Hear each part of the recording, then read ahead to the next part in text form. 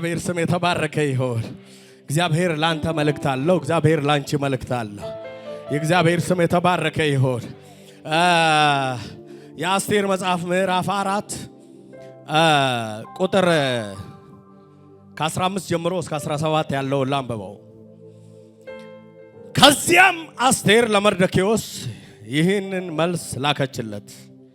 ሂድና በሱሳ ያሉትን አይሁድ ሁሉ በአንድነት ሰብስብ፣ ስለ እኔም ጹሙልኝ። ቀንም ይሁን ሌሊት ለ3 ቀን አትብሉ አትጠጡም። እኔና ድንገጥሮቼም እናንተ እንደምታደርጉት ሁሉ እንጾማለን። ይህ ከተፈጸመ በኋላ ግን ምንም እንኳን ከሕግ ውጪ ቢሆን ወደ ንጉሥ ዘንድ እሄዳለሁ፣ ከጠፋውም ልጥፋ። የእግዚአብሔር ስም የተባረከ ይሁን።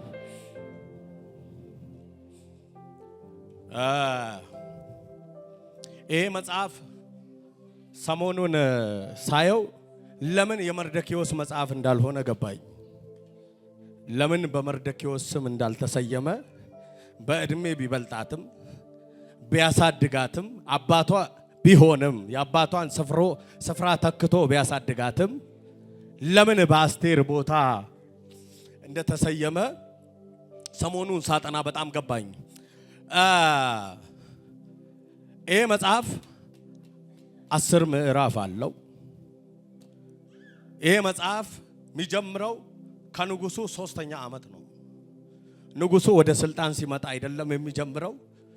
በንጉሱ ሹመት ጊዜ አይደለም የሚለው። በንጉሱ 3ኛ ዓመት ላይ ነው የሚጀምረው። ንጉስ አርጤክስስ ነው በዛን ጊዜ የነገሰው። አስጢን የምትባል ባለቤት የነበረው ንጉስ ነው። በጣም ቆንጆና ውብ ሰው ሁሉ ቢያይልኝ የሚላት ሚስት የነበረው ሰው ነው። በ127 ሀገር ላይ ንጉስ የሆነ ሰው ነው።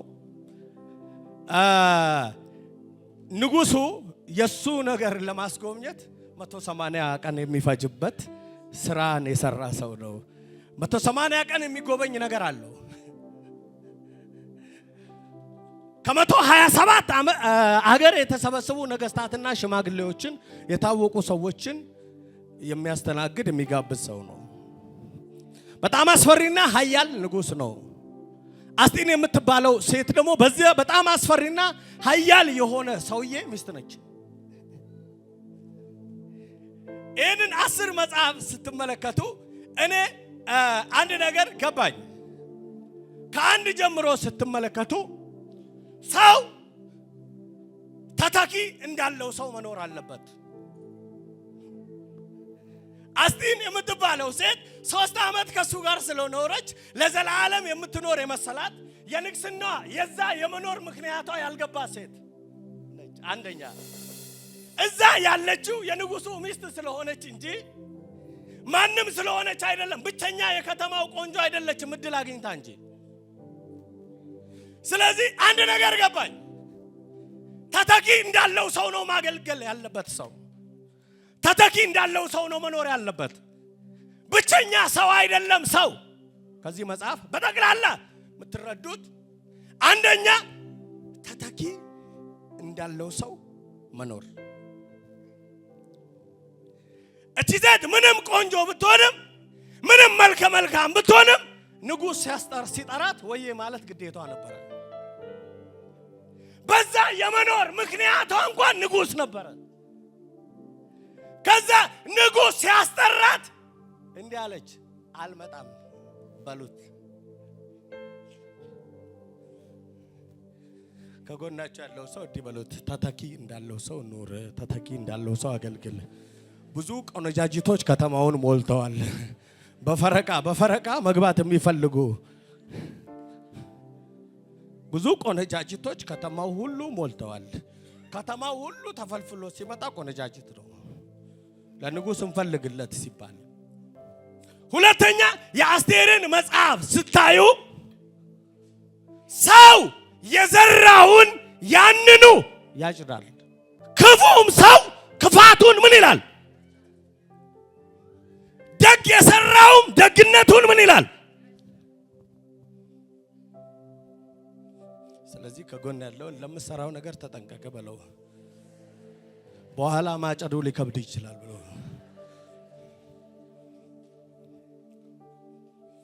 መርዶክዮስ ጥሩ ለመሆን ብሎ አይደለም ጥሩ የሆነው፣ ጥሩ ስለሆነ ነው ጥሩ የሆነው። ያነክሰኛል ብሎ አይደለም ጥሩ የሆነው። አማም እሰቀልበታለሁ ብሎ አይደለም መስቀል የሰራው። ስለዚህ ከዚህ መጽሐፍ በጠቅላላ የምንማረው ሰው የዘራውን ያንኑ ምን ይላል? ለምትዘራው ነገር በአንደበትህም ባካሄድህም ለምትዘራው ነገር ተጠንቀቅ በሉት እስቲ። ከዚህ መጽሐፍ በጠቅላላ ደምደም አርጋችሁ ስታዩት ሶስተኛ እግዚአብሔር የሌለበት የትኛውም አዋጅ ይገለበጣል።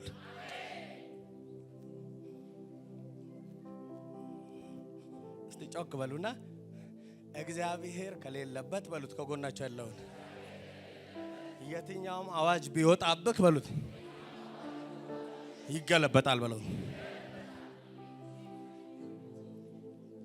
ከዚህ 10 ምዕራፍ የምትረዱት ምንም ኃያል ቢያወጣው፣ ምንም በወርቅ ማህተም ቢታተም፣ በቀለበት ቢታተም፣ በ27 ሀገር ቢንበተን እግዚአብሔር ከሌለበት ምን ይላል? እግዚአብሔር ከሌለበት በለው። ከጎን ያለውን የትኛውም አዋጅ ይገለበጣል በለው። ዘመን ላይ የወጣ አዋጅ፣ ትዳር ላይ የወጣ አዋጅ፣ ቤት ላይ የወጣ አዋጅ፣ ቢዝነስ ላይ የወጣ አዋጅ፣ ትዳር ላይ የወጣ አዋጅ ምን ይላል በለው። እስኪ ምን ይላል? ምን ይላል? አራተኛ ክርስቲያን ድልን ለማግኘት አዋጅን ለመገልበጥ መጾምና መጸለይ አለበት። ከጎን ያለውን መጾምና መጸለይ መጽሐፍ ቅዱሳዊ ነው በለው እስቲ። አምስተኛ እግዚአብሔር ሊያነግስህና ሊያከብርህ ከወደደ የትኛውም ስፍራና ሀገር ላይ ያነግስሃል። ዘመድ የለኝም አትበል፣ ወገን የለኝም አትበል። እግዚአብሔር የትኛውም ቦታ ላይ እግዚአብሔር ነው። እግዚአብሔር ስም የተባረከ ይሁን። ነገር ግን እኔ ዛሬ እነኚህን 5 ብዙ ማውጣት ይቻላል፣ ብዙ ማየት ይቻላል። እኔ ዛሬ ማየት የፈለኩት ምዕራፍ 4 ቁጥር 15 ላይ ያለውን ሐሳብ ነው። እንደምታውቁት ንጉሥ ድግስን ከደገሰ በኋላ ንጉሥ ድግስን እየደገሰ ካለ ህዝቡን ከተማውን ካስጎበኘ ስፍራውን ሁሉ ካስጎበኘ በኋላ ንጉሥ በ8ኛው ቀን ላይ ወር በ8ኛው ቀን ላይ ንግስቲቷ እንድትጠራለት ፈለገ። ምዕራፍ 1 ላይ ካስጎበኘ ከጨረሰ በኋላ ንግስቲቷ ትምጣ ሲባል ንግስቲቷ መምጣት ምን አላለችም? እስቲ አልፈቀደችም በሉ እስቲ። ለንጉሱ ሐሳብ አይግባችሁ፣ ንግስቲቶች ሞልተዋል። ንጉስ ይኖር እንጂ ንግስቲቶች ምን ብለዋል? የንግስቲት ሐሳብ የለም ንጉስ ካለ። ይሄ ሁሉ የሆነ ምዕራፍ 2 ላይ ምን ሆነ? ንጉስም ከንዴት በረደለት ይልና በአስጢን ቦታ ማን ተተካች? አስጢን ተተካች። መርዶክዮስ የሚባል አጎት አላት፣ እንደ አባቷ የሆነ ነው። ሁሉ ጊዜ በበር ላይ ምን ይላል? ይመላለሳል። ጤንነቷን፣ ሁኔታዋን፣ ኑሮዋን ቼክ ያደርጋል። በዚህ መካከል አንድ ነገር ይመለከታል። ምናልባት የሚጠረጠረውና የሚገመተው የንጉሥ አስጢን ደጋፊዎች በንጉሥ አስጢን መውጣት ደስተኛ ስላልሆኑ በንጉሥ ላይ ሴራን ሲሸርቡ ተመለከታቸው። የወጣም ደጋፊ ያለው ለካ የሚወጣም ደጋፊ ያለው የሚገባ ብቻ አይደለም። ተመለከታቸውና ለንጉስ ምን አለ? አስታወቀ ይላል። ይህ ነገር ተጽፏል፣ ይህ ነገር ተከትቧል። ከዛ በመቀጠል አማ የሚባለውን ሰው ንጉስ ምን አደረገው? ከፍ ከፍ አደረገው። የንጉስ ጠባቂዎች ለዚህ ከፍ ላደረገው ንጉስ ከፍ ላደረገው ማሸርገድ የተለመደ ነውና የንጉስ ጠባቂዎች በበር ላይ ያሉ ለአማ ምን ይላሉ? ያሸረግዳሉ። ደግሞ ምን ይላሉ? ይሰግዳሉ ነው የሚለው። በዚህ መሃል ይሄ መርዶክዮስ የሚባል በበር ላይ የተቀመጠ አይሁዳዊ ለሰው መስገድ ያለመደ ማሸርገድ ያለመደ አምላኩን የሚያከብር በባዕድ ሀገርም ቢሆን አምላኩን ብቻ ንጉስ የሚያደርግ አንድ አይሁዳዊ ተገኘ።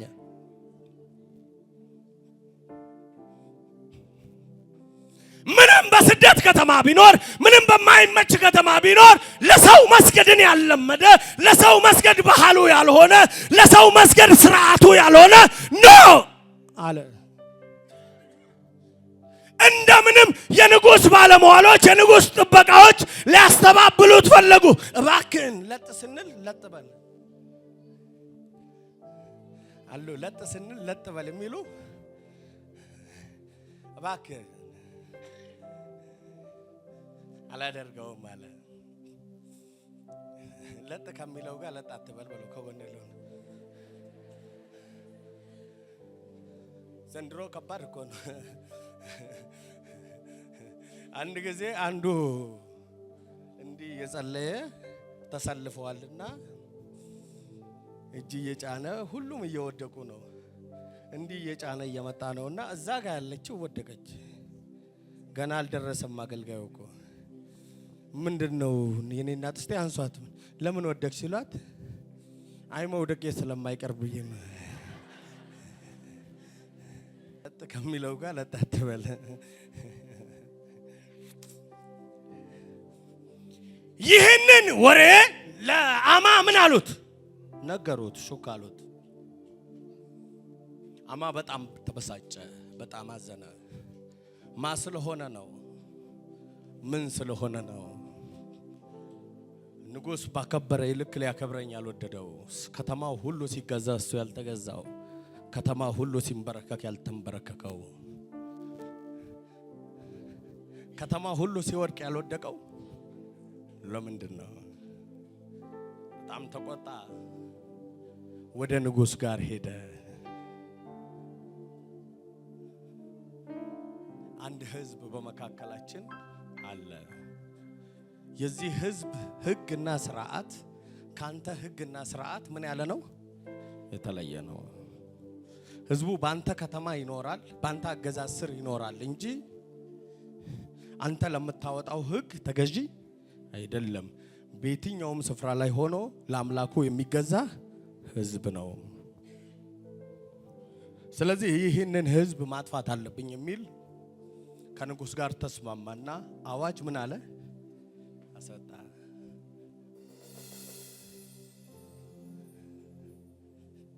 እስቲ መርዶክዮስ ሰማ በሉ እስቲ።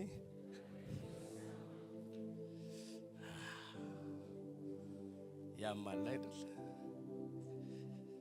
አሁን ነው እኔ መልእክቴን የምጀምረው። እስቲ ሰማ በሉ እስቲ። አዋጅ እንዲሆን እንደወጣበት ስትሰማ፣ ምክር እንደተመከረበት ስትሰማ፣ ሞት እንደታወጀበት ስትሰማ፣ ከተማ እንደተነሳበት ስትሰማ፣ ህይወትህ እንደሚጨልም ስትሰማ፣ ቢላዋ እንደተሳለልህ ስትሰማ፣ በነገስታት እንደተነገረበት ስትሰማ ምንድነው የምታደርገው? አዋጁ የወጣው ከንጉስ ዘንድ ነው። በ127 ሀገር ላይ ስልጣን ባለው ማድረግና መፍለጥ በሚችል ያደረገው በሚፈጸምለት ያለው ሁሉ በሚፈጸምለት በዚህ ንጉስ ነው የወጣው።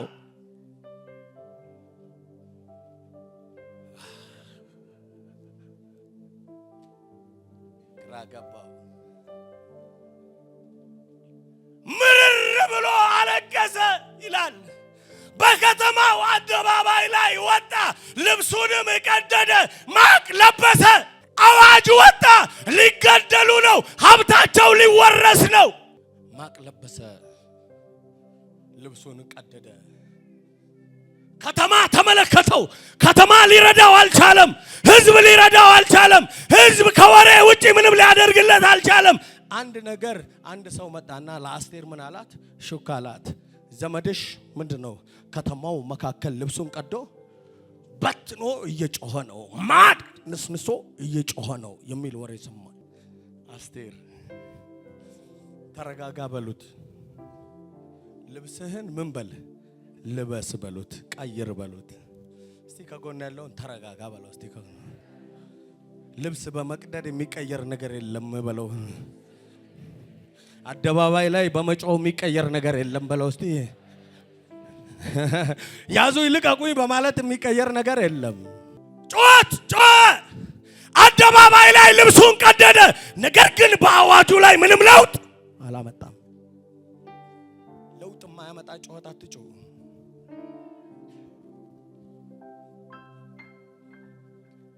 ከተማ ፊት ስለ ጮክ ከተማ ለውጥ አያመጣልህም።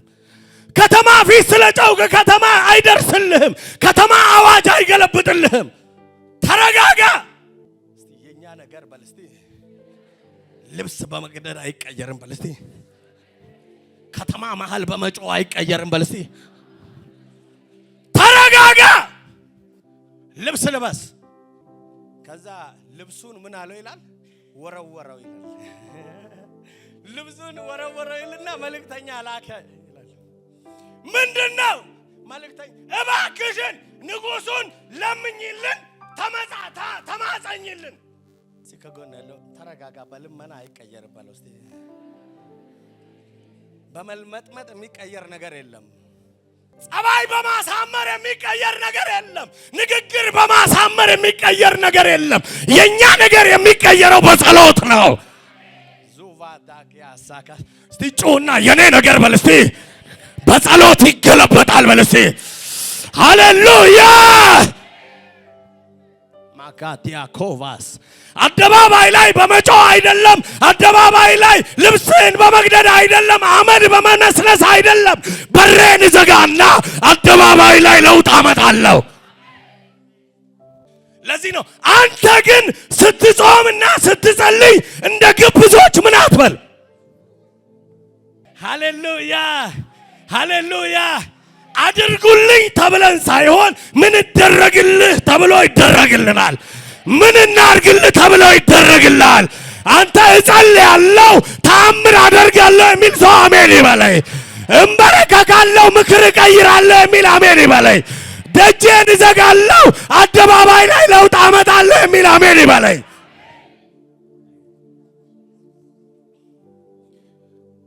ከዛ ንግስቲት ጋር ምን ብሎ ላካ?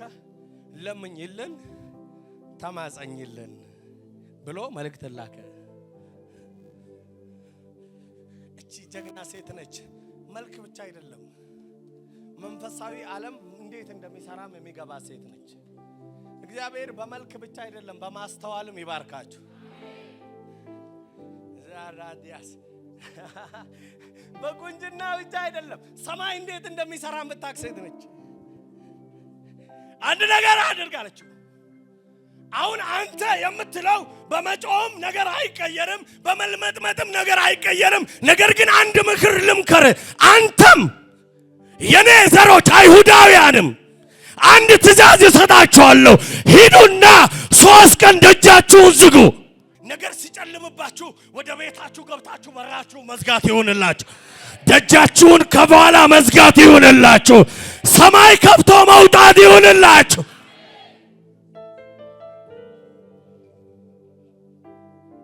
ታውቃላችሁ ነህምያ ይህንን ወሬ በሰማው ጊዜ ይላል ለአያሌ ቀን ጾምና ምን ነበር? ነህምያ የግል ጉዳይ ለማስቀየር ሳይሆን የከተማ ጉዳይ ለማስቀየር የፈረሰ ቅጥር ለማሰራት ንጉስን ሄዶ አለመነው። ወዴት ነው የገባው? ወደ ሰማይ አምላክ ዛዳራ ዳጋራ ቦራ ተጋስ ሲነገረን ከእግዚአብሔር ጋር ጨርሳለሁ በል እስቲ። የኔ ነገር ሰው ጋር የለም በለው። ከጎን ያለን የኔ ነገር ያለው በልስቲ የኔ ቁልፍ ያለው በልስቲ ሰማይ ነው በልስቲ እግዚአብሔር ይዋጋልኛል በልስቲ ውጊያውን እግዚአብሔር አደርገዋለሁ በልስቲ የማይሸነፈውን አሸንፋለሁ የሚል አሜን ይበላይ። ከሰው ጋር አታገናኝ። አንዳንድ ሰው አለቃው ጋር ያልጠማውን ሰውዬ ውሃ እያቀበለ አለቃ ከሌላ ቦታ ይመጣበታል። ያልበላው ቦታ እያከከለት በላክ መሰለኝ እያለ ስልጣን የሚገኘው ከሰማይ መሆን አልገባውም።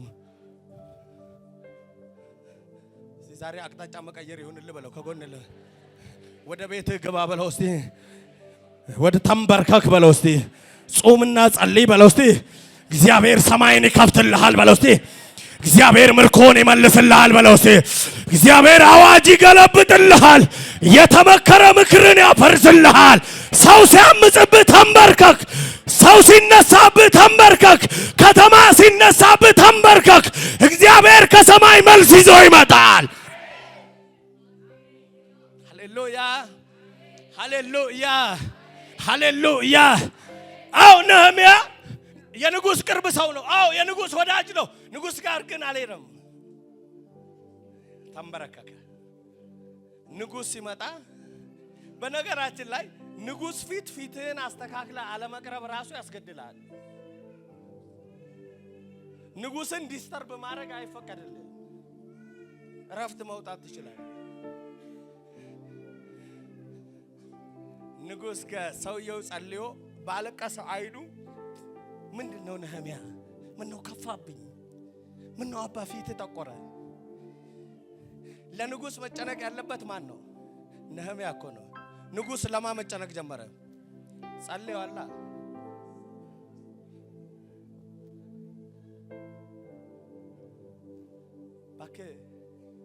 ባካችሁ የድሮ ክርስቲያኖች በመጸለይ ነው የሚታወቁት። ባካችሁ እግዚአብሔር ጾም ጸሎትን ይመልስልን።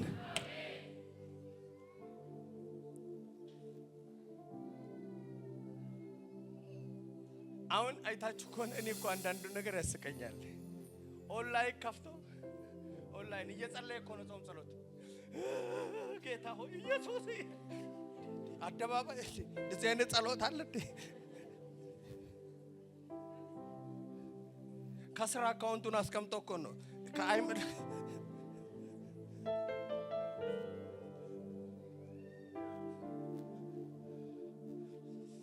ዛካ ባራታ ካፖራዲያስ እስቲ ጾም አለው በል እስቲ ጸልያለሁ በል እስቲ የነገስታትን አዋጅ ገለብጣለሁ አለ።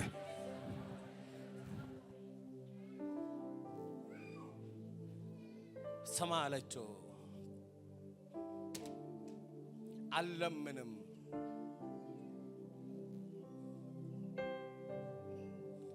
ነገር በቁንጅና አይቀየርም። ነገር በመልክ አይቀየርም። ነገር በጸባይ አይቀየርም። ጠላት በመልክ አያዝንልህም። ነገሩ መለኮታዊ ነው። ነገሩ ሰማያዊ ነው። ውጊያው ሰማያዊ ነው። ነገር በጸባይ አይቀየርም። ለአሸናፊዎች ብቻ ነው የሚቀየረው። ለተንበረከኩ ብቻ ነው የሚቀየረው። ኖ ተንበርከክ፣ ጸልዩ። ስንት ቀን? 3 ቀን። እኔ ምን እላለሁ? ጸልያለሁ። ከዛስ እገባለሁ። እስቲ ከጎን ያለውን ጸልይ ጾም በለው እስቲ። አልንከባለል ያለው ይንከባለልልሃል። አልፈርስ ያለው ይፈርስልሃል። አልያዝ ያለው ይያዝልሃል። የከበበ ጠላት ይመታል። ከዛ ያ ጨርቁን በትኖ አደባባይ ላይ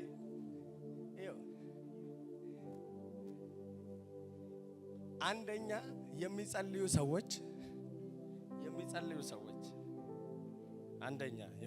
ሰዎች በመርድኪዮስ ህይወት ላይ ለውጥ እንታያላችሁ። ትላንትና ልብሱን ቀዶ ሲሮጥ ሲበትን የነበረው አመድ ሲነሰንስ የነበረው ያለ መናወጥ ምን አለ ይላል? ችግሩ ተቀይሯል እንዴ? አዋጁ ተገልብጧል እንዴ? የሚጸልዩ ሰዎች በችግር ውስጥ ያለ መናወጥ ይቀመጣሉ።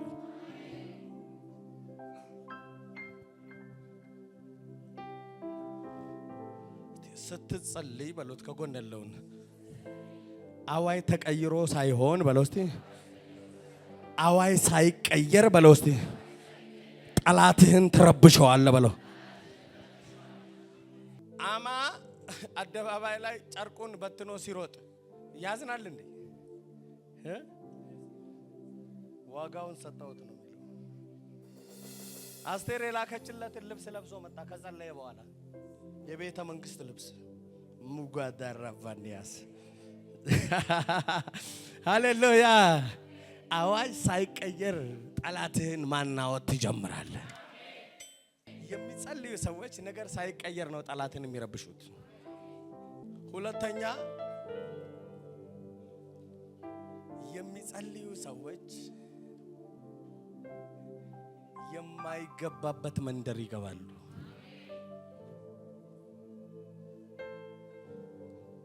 አዋጅ እያለ አዋጅ አይሰራባቸውም።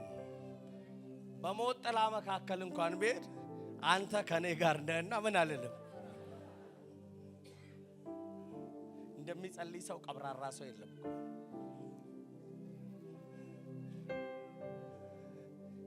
አዎ ብገባ ይገለኝ ነበረ ስትል ነበረ።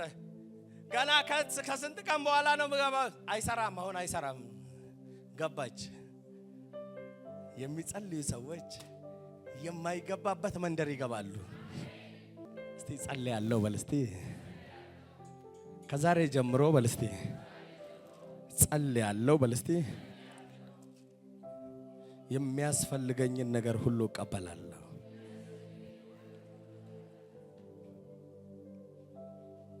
ሶስተኛ የሚጸልዩ ሰዎች ሞገሳም ናቸው። ሞገሳም ናቸው። ገና እንደገባችልና ንጉሱ አያት እና እሱ አይደለችም የደነገጠው፣ እሱ ነው የደነገጠው። መደንገጥ ያለባት እኮ እሷ ነች። ያለ ቀኗ የገባችው ዛራካባዳካቲያስ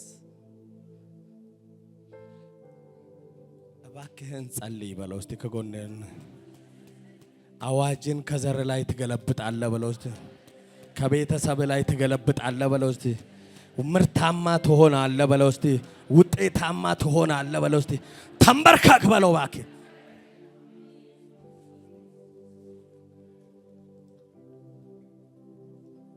ጾምና ጸሎት ከባድ ፌቨር አለው። ሶስተኛ የሚጸልይ ሰው በሞገስ የተሞላ ነው። በብዙ ሞገስ የተሞላ ነው። በብዙ አስፈሪነት የተሞላ ነው። አራተኛ የሚጸልይ ሰው የተረጋጋ ነው። በጣም እረፍ ያለ ነው። ገና እንደገባች ንጉሥ ሆይ ቤተሰቦቼ ዘር ማንዘሮቼ ሊያልቁ ነው ምናምን አላለችም። ንጉሥ እንዴት ነህ? ድግስ አዘጋጅቻለሁ። አረ እኩሌታውንም ቢሆን ልስጥሽ። አረ የስልጣኔን ነገር ተረጋጋ ንጉሥ፣ ተረጋጋ ንጉሥ። አንተና አማ ግብዣዬ ላይ ምን እንድትሉ ነው የመጣችሁት? ለዛ ነው እንደ ገባችሁ። አምስተኛ የሚጸልይ ሰው በጥበብ የተሞላ ነው። የሚናገረውን ያውቃል። ከዛ ንጉሥ አሁንም በልቶ ጠጥቶ እሷ ቤት ሄደው ተደስተው ምናምን እንዳው አንድ ሌላ ግብዣ አለ ደግማችሁ እንዳትቀርብኝ።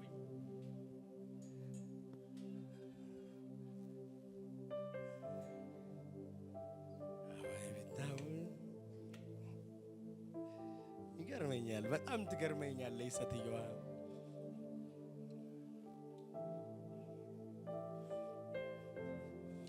መቼ ምን እንደሚጠይቅ ያውቃል። ታውቃላችሁ? የሚጸልይ ሰው መቼ ምን እንደሚጠይቅ እንዴት መጠየቅ እንዳለበት ያውቃል።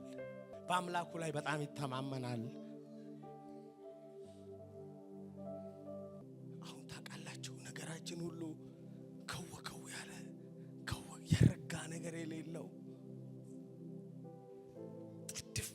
ያለ ንግግራችን ሁሉ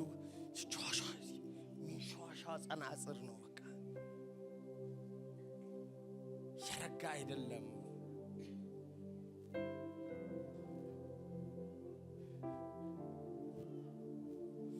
ስድስተኛ የሚጸልይ ሰው የትውልድ ጥያቄ የሚጠይቀው ህዝቤ ነው የሚለው። ከራስ ዘለለው ህይወቱ ኑሮ ከራስ ዘለለው ጸሎቱ ከራስ ዘለለው ታሪኩ ከራስ ዘለለው ስለ ትውልድ ነው የሚያስበው። እግዚአብሔር አንድ መልእክት ወደ ህይወቴ አሁን ወደ ውስጤ ያመጣል። በሰው የተያዘ ነገራችሁ ይለቀቃል። በሰው የተያዘ ከፍታችሁ ይለቀቃል። እግዚአብሔር ፈርዶላችሁ ነገር ግን ሰዎች ያዘገዩባችሁ ነገር ይለቀቅላችኋል። መንፈስ ቅዱስ እንደዚህ ያሳየኛል። ኦሬዲ ተፈርሞ አልቆ በሰው የተያዘ ነገር ያሳየኛል። እግዚአብሔር እንደዚህ ይለኛል፣ በዚህ ሳምንት ይለቀቃል። በዚህ ሳምንት ይለቀቃል። በዚህ ሳምንት ይለቀቃል። እድገት ተፈርሞላችሁ፣ እድገት ታስቦላችሁ፣ እድገት በህይወታችሁ ላይ እድገት፣ በስራ ቦታ እድገት፣ ያለቀ እድገት፣ የተጻፈ እድገት። ነገር ግን በክፉ ሰው የተያዘ፣ በአመፀኛ ሰው የተያዘ፣ በአረመኔዎች የተያዘ እድገታችሁ በዚህ ሳምንት ይለቀቃል። ኢናኮባ ታፓሳፓ ጩና ይለቀቃል በለየሴ ድገምና ይለቀቃል በለያተ የሆኑ ሰዎች እጅ የሚገባ ነገር አያለው። የሆኑ ሰዎች እጅ ላይ የሚገባ ነገር፣ ከጠላት እጅ ነገራችሁ ይወጣል። ከጠላት እጅ ወረቀታችሁ ይወጣል። ከጠላት እጅ እድገታችሁ ይወጣል። ከጠላት እጅ ከፍታችሁ ይወጣል። እግዚአብሔር ያስለቅቃችኋል።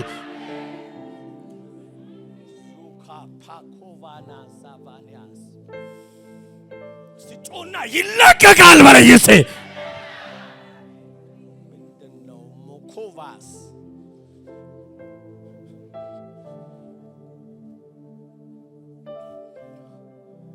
ይኸውላችሁ። ሰባተኛ የሚጸልዩ ሰዎች የጸለዩትን ብቻ ሳይሆን ያልጸለዩትንም ይቀበላሉ።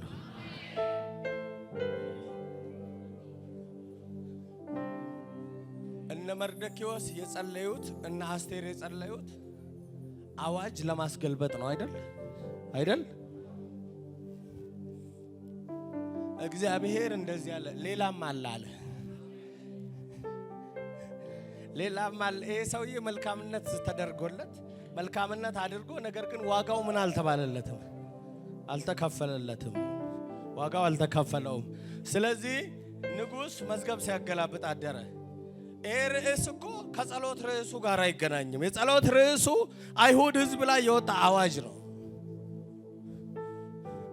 አሁን ስለ ትውልድ እየጸለየ የመርዶክዮስን መመለስ ጀመረ። የዘገየ የተቀመጠ የሻገተ እኮ ነው።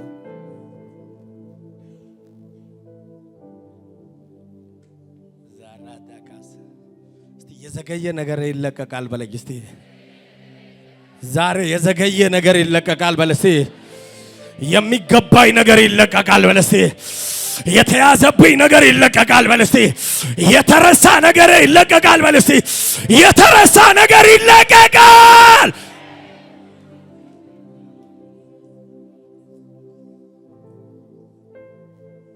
ይሄ ርዕስ ከዚህ ርዕስ ጋር የሚገናኝ አይደለም። ታውቃላችሁ፣ ይሄ መርዶክዮስ አንድ ቀን ከአማ ታሪክ ጋር የሚገናኝ ርዕስ አይደለም።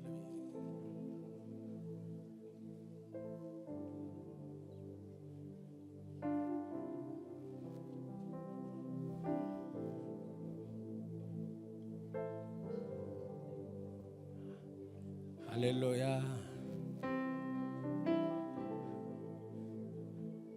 የሚጸልዩ ሰዎች ስምንተኛና የመጨረሻ ከፍ ይላሉ።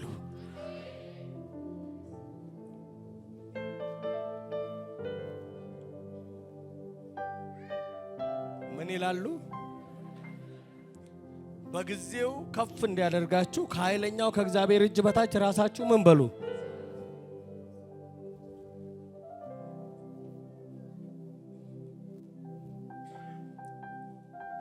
እስቲ ከጎን ያለው ያንተ ከፍታ ያለው አለቃ ውስጥ አይደለም ማለት እስቲ ያንተ ስልጣን ያለው አንተ አለቃ ውስጥ አይደለም በለው እስቲ እግዚአብሔር ጋር ነው በለው እስቲ። ንጉስን ታስታውሳላችሁ? አደጋ ንጉሶ እያለች እያለች ስትመጣ እግዚአብሔር ያረዳውን እኔ ከምን ልረዳሽ እችላለሁ?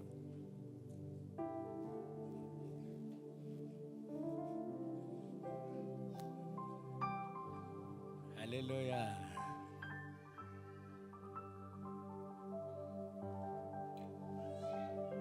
አትለምን ጸልይ በለው። ከጎን ያለውን አትለምን ጸልይ በለው። አትለምን በለው። ይኸውላችሁ በእግዚአብሔር ፊት የተዋረዱ ሰዎችን ሰይጣን ሊያዋርዳቸው አይችልም። ምክንያቱም አንዴ ተዋርደዋል። በእግዚአብሔር ፊት ያልተዋረዱ ሰዎችን ሰይጣን ያዋርዳቸዋል።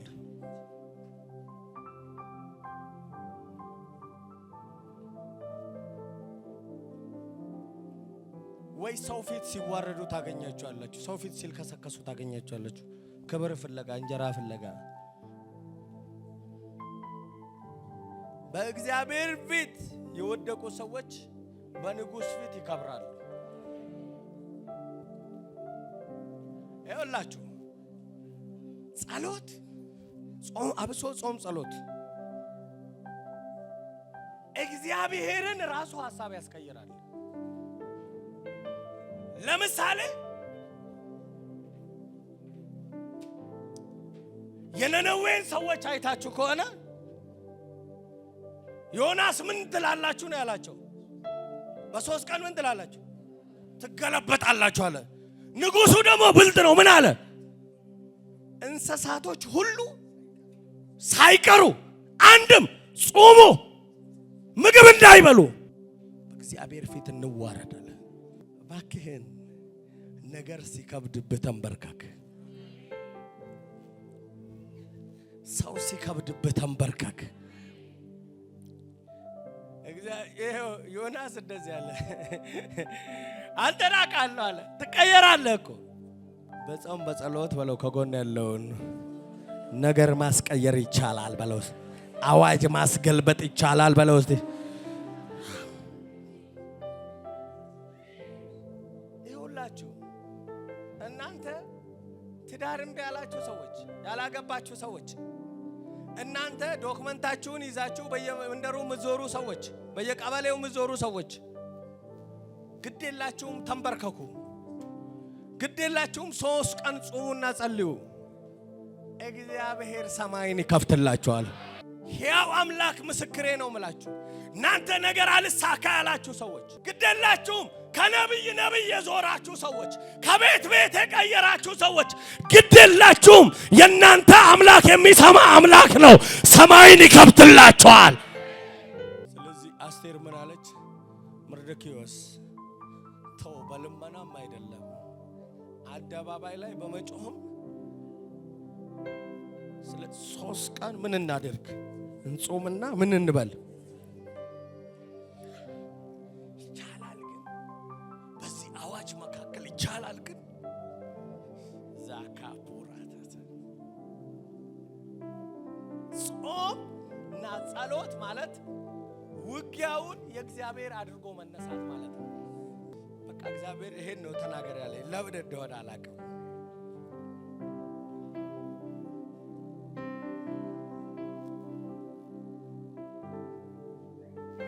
ታውቃላችሁ አይደለ? ያቺ ሴት ልጇን ደቀ መዛሙርቶቹ ጸልየው ጋኔን መናፍስቱን ማስወጣት ባቃታቸው ጊዜ እነኚህ ያንተ ደቀ መዛሙርቶች ምንም ዝም ብለው ደግሞ ብራብስት ኢየሱስ መጣ። ኢየሱስ ታውቃላችሁ በጾም በጸሎት የታወቀ ነው። 40 ቀን ሙሉ የጾመ ጸሎትና ጾም ለሱ እንግዳ አይደለም። የአገልጋዮች ምሳሌና የአገልግሎት ምሳሌ ነው። በጾምና በጸሎት በጣም ይታወቃል። ገና ሲመጣ መናፍስቱን አስወጣውና እንደዚህ አይነቱ በጾምና በጸሎት ካልሆነ በስተቀር ምን አይልም። ለምንድን ነው እንደዚህ የሚለው ኢየሱስ? ጾምና ጸሎት ቫልዩ ባይኖረው ኖሮ ለምንድን ነው የሚያወራው?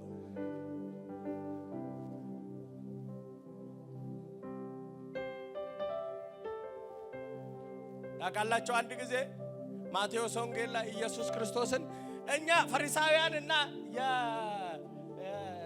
የዮሐንስ ደቀ መዛሙርቶች እንጾማለን፣ ሁሌ ነው የምንጾመው፣ ሁሌ ነው የምንጸልየው። እነኚህ አንተ ደቀ መዛሙርቶች ለምንድን ነው የማይጾሙ? እኔ ስላለው ነው። እኔ ከሄድኩ በኋላ ግን ምን ይላሉ? ጾም አዲስ ኪዳናዊ ነው፣ ጸሎት አዲስ ኪዳናዊ ነው።